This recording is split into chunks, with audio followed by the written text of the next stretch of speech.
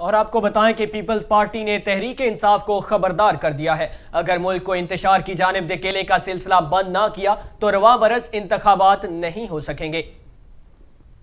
Peoples party Punjab کے قائم مقام صدر رانا فاروق سعید نے پریس کانفرنس کے دوران کہا کہ اگر موجودہ سیاسی و معاشی صورتحال برقرار رہی تو 2023 میں عام انتخابات نہیں کرائے جا سکیں گے۔ اگر عمران خان ملک کو سیاسی انارکی کی جانب دھکیلتے رہیں گے تو انتخابات کیسے ہو سکتے ہیں؟ شہزاد چیمہ، فیصل میر، میاں ایوب اور دیگر رہنما کے ہمراہ پریس کانفرنس کرتے ہوئے فاروق سعید نے کہا کہ قبل اس وقت انتخابات کا کوئی امکان نہیں، کیونکہ موجودہ حکومت کو عمران خان کی 4 سالہ حکمرانی کے سبب پیدا ہونے والے مسائل حل کرنے کے لیے وقت درکار ہے۔ انہوں نے کہا کہ ملک کی معاشی صورتحال اب بہتر ہے، کروڑوں ڈالر کی ملک اشرفیہ اپنے وطن کو معاشی مشکلات سے نکالنے کے لیے کم از کم 10 ارب ڈالر قرض دیں۔